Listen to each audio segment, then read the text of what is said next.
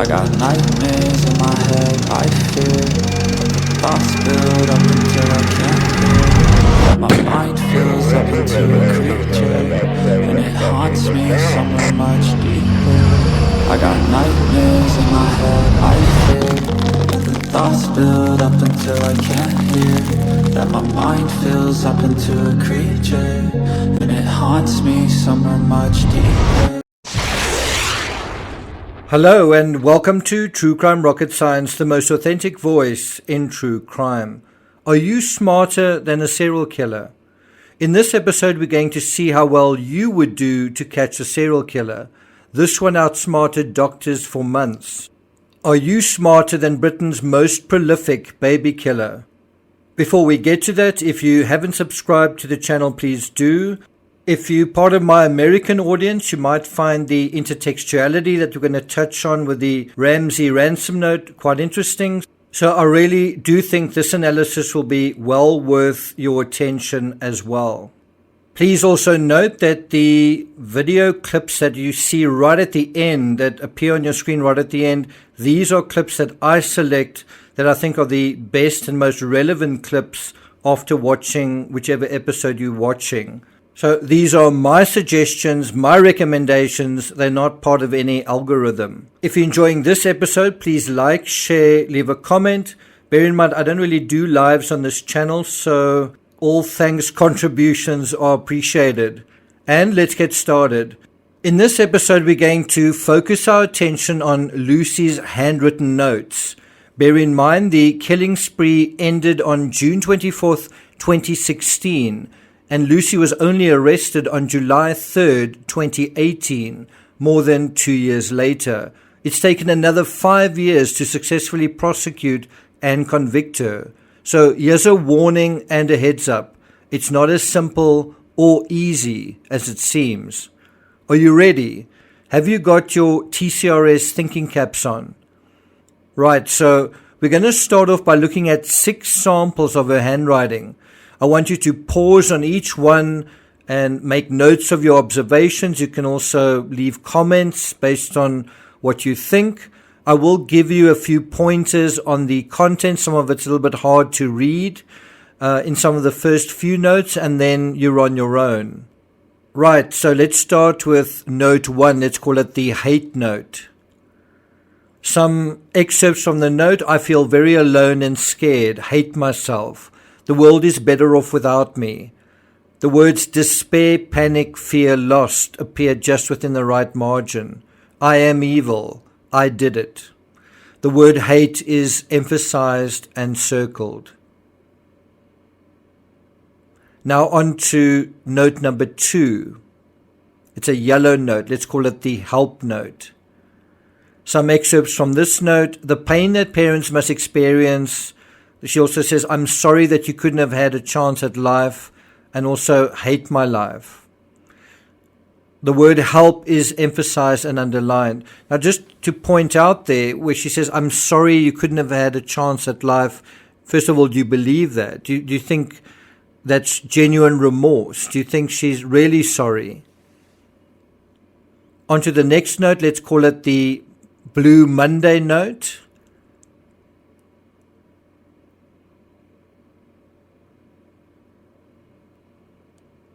And then the torn fragment of, let's call it the black and red note, part 1.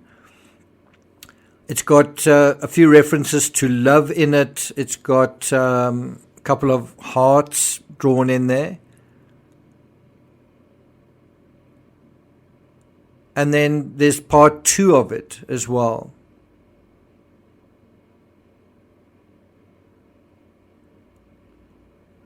She seems to make references to her cats, Tigger and Smudge.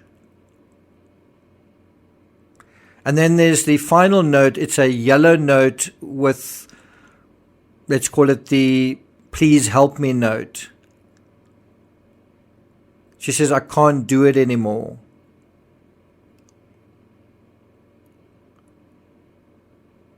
Something about appreciate what it's like. Something. Okay. So we get some additional background and insight perhaps from the Daily Mail and their handwriting expert. Let's have a look at what he says before we make a decision. I'm quoting from the Daily Mail, quote, "As well as writing, 'I am evil, I did this' in capital letters, LETBY also scrawled, 'There are no words, I'm an awful person. I pay every day for that. I can't breathe. I can't focus. Overwhelming fear, panic. I'll never have children or marry. I'll never know what it's like to have a family. No hope.'" Now, those words do resonate with the analysis I did previously on motive, that Lucy was jealous, essentially, that some couples were enjoying what she couldn't have. She was jealous of their happiness. She's also written, "I haven't done anything wrong. Police investigation forgets slander, discrimination, victimization, all getting too much, everything taking over my life. Hate myself for what this has, ... I feel very alone and scared. What does the future hold? How can I get through it? How will things ever be like they used? Hate, panic, fear, lost. I don't deserve to live. I did this. Why me? I killed them on purpose because I'm not good enough for them, and I'm a horrible, evil person. I don't deserve mum and dad. World is better off without me." Again, the references to mum and dad resonate with this idea that I communicated in the previous video, that because she was so excessively doted on as a child, she can't hack it on her own as an adult.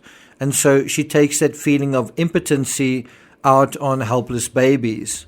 So much for the content of her handwriting. Now let's look at the handwriting itself. And once again, we're doing it through the handwriting expert, Adam Brand, from the Daily Mail. And so in this little column, what her writing reveals about her state of mind, we see that she's described as a manipulative and dishonest individual. The column goes on to describe her as, well, the writing could be characterized as charming and kind in terms of, who she is. And I actually think that comes from the entries into her diary. Then Brand said her style displayed traits of antisocial behavior disorder, impulsiveness, dishonesty, rejection of discipline, and manipulation. Also showed that she was capable of integrating into society. He said the handwriting in LETBY's 2016 diary, and this is so important, which was recovered by police, was ordered and appeared to be done by someone in control. And you can read the rest of that analysis. I'll put a link in the description. In my opinion, the handwriting expert nails the most important aspect in the first lines of this analysis, that because she is a manipulative and dishonest individual. But what does that mean in terms of these notes? And then he goes on to analyze the handwriting itself, and in my view, this is a mistake. And that then brings us to my analysis on this handwriting. So the TCRS rationale is that handwriting analysis often means seeing the woods for the trees, right? The challenge is to simultaneously see the details while also seeing the bigger picture. And so when we look at all 6 of these samples, we see something like the Ramsey ransom note. What I mean is the notes are actually a psychological trap. And in the article, Mr. Brand highlighted several disturbances in her handwriting, but then that wasn't actually part of the prosecution case, right? Why not? Why do you think the disturbances in the handwriting from these notes wasn't part of the court case? Well, I think it's because these are less disturbances than contrivances. Like the Ramsey ransom note, and by the way, I've done extensive analysis on it in recent videos, but also over the course of several trilogies, several books I've written on the Ramsey case. But the point is, like the Ramsey note, we have to see the note itself within context. We need to see all 6 of these notes within context. And the context here is when they were written, which will tell us why they were written, but most of all, like the Ramsey ransom note, we want to compare this handwriting in these notes to other samples of Lucy Letby's handwriting. And so what did her handwriting look like at work? Could she get away with writing this sort of thing and in this sort of way at work? In other words, we want to compare the real who in terms of the handwriting to the purported who in the handwriting. And so what do we find? Well, surprise, surprise, we find that Lucy, like Patsy Ramsey, is capable of writing very neatly. We also see from this photo of her bedroom that she is a fairly neat person in her own space as well. And so here's the key insight. The handwriting in Letby's 2016 diary, which was recovered by police, was ordered and appeared to be done by someone in control. Precisely. But it's also written not by a manipulative person, but by a highly manipulative person. Do you realize how much she's manipulating? You know there's manipulation going on. Do you know how much? We also know from what colleagues said about her that she was meticulous, someone who paid a lot of attention to detail. So it's not surprising when Letby was asked about the note, she said that the note wasn't a confession and that she wrote it after being moved off the unit in July 2016 because she was struggling with being blamed for something she hadn't done. That's her position. And the notes are meant to basically reinforce that position in some way. But I think there's another reason for it. Like the Ramsey ransom note, Letby's crazy scribblings are meant to communicate an obvious disturbia. The problem is it's too obvious. They were written after she lost her job, in the aftermath when she knew the police were investigating her. She didn't write these notes while these murders were being committed. It's not reflecting her thought process during this period when she's supposed to be struggling with whatever, supposed mental illness. Like the ransom note, these notes were meant to be found in order to act as a sort of disclaimer, I guess, in terms of her mental health. Like the Ramsey ransom note, one has to wonder what one would have made of the facts and evidence of the case if the note, in this case Lucy's notes, weren't there to begin with. What would you have assumed?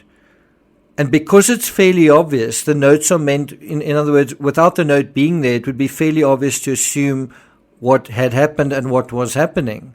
So the notes are meant to run interference, psychological interference to those obvious assumptions.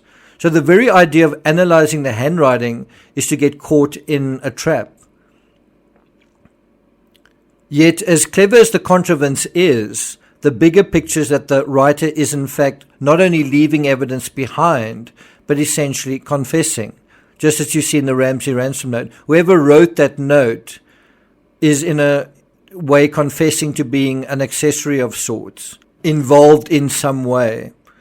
Now, going back to the article, the prosecution urged the jury to read the note literally, and Mr. Hughes said it was his view that Letby deliberately left the note for police to find. I agree with that. He said that by May 2017, she was aware police were investigating, and although she had a shredder at her home, what a great bit of detective work there, putting things into context again. At her home address in Chester, she didn't destroy the note. She could have destroyed the note, she didn't. Nor did she get rid of other incriminating papers, such as nursing handover sheets and medical documents, which were found stashed under her bed. Mr. Hughes said, in my view, she wrote it down and left it for us to find. She knew the police were investigating, knew that she'd been moved, and therefore was not a criminal suspect, but a community suspect. She knew her colleagues had been spoken to by the police. It was also in the newspapers in May 2017 that Cheshire police were investigating the circumstances around neonatal mortality. She knew at some point that we would be speaking to her, so either recklessly or intentionally, she wrote it down to be found.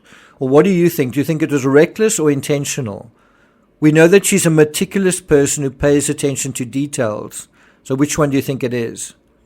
According to the article, Mr. Hughes said Letby was not stupid and speculated whether she left the notes because she wanted notoriety. She's intelligent and articulate. She did well on her scores as a nurse. She was good at what she did when she wanted to do it correctly, according to Mr. Hughes. He also said you could see that in the way she wrote her hospital records. Furthermore, you could tell the way she intentionally misled doctors on hospital notes just how smart she was. And again, this is giving a sense of psychological context. Hughes says, to be able to mislead doctors into believing that a child was coming towards a collapse, to intentionally mislead clever doctors and colleagues. Did she want the note found? Did she just want to write it down, or did she just want to tell the world that she was evil and that she did this? Or did she want the notoriety that she's got?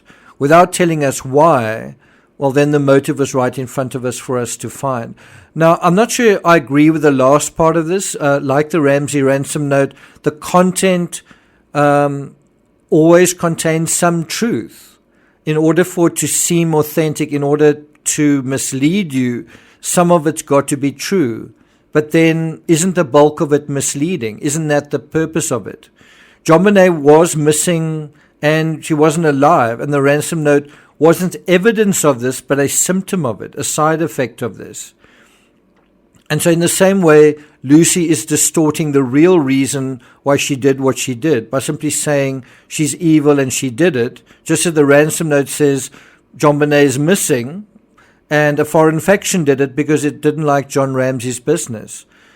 Do you notice there's zero mention in the notes of her affair with the married doctor? And I believe this was central to her motive, her mindset, and her psychology. The notes are meant to distract or misdirect the reader from that fact. And that then brings us to the final section, TCRS analysis.